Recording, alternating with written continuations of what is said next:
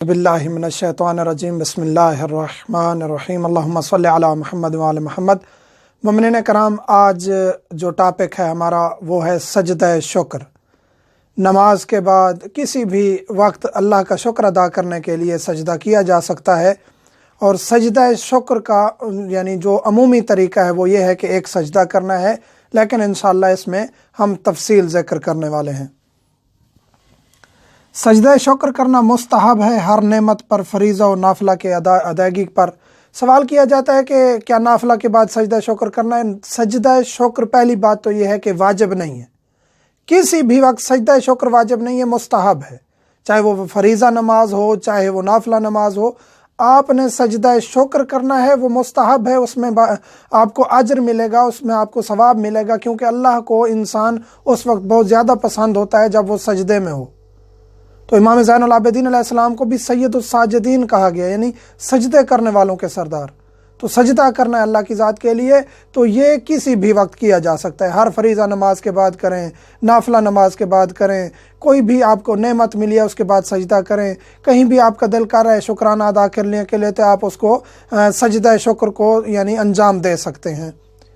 ایک سجدہ ہے لیکن افضل ہے 2 سجدے کریں۔ عمومی مشہور یہ ہے کہ ایک سجدہ کیا جاتا ہے سجدہ شکر، لیکن بہتر یہ ہے، افضل یہ ہے کہ اس کو 2 سجدے میں تبدیل کیا جائے، پہلا سجدہ کیا جائے اس کے بعد دوسرا سجدہ کیا جائے۔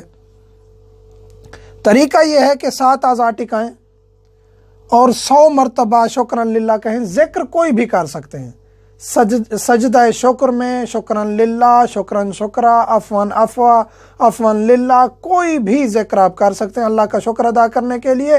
سجدہ شکر میں کوئی بھی آپ ذکر کو ادا کر سکتے ہیں۔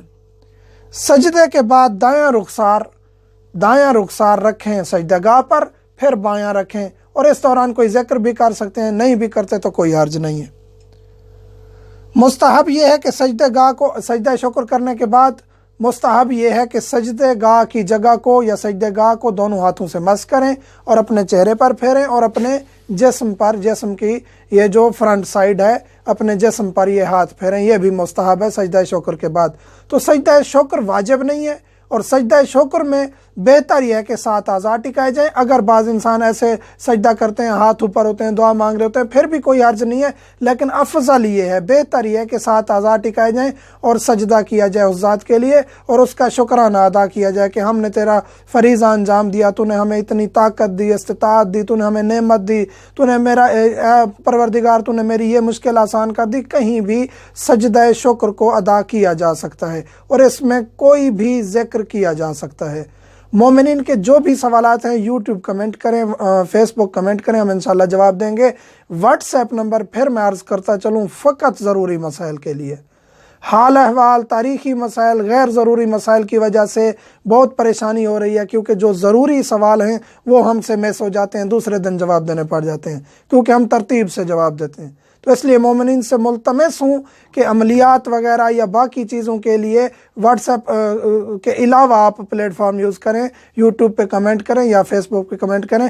واٹس ایپ کو فقط فقہی مسائل کے ساتھ خاص رکھیں تاکہ ہم آپ کی صحیح طریقے سے خدمت کر سکیں۔ والحمدللہ رب العالمین۔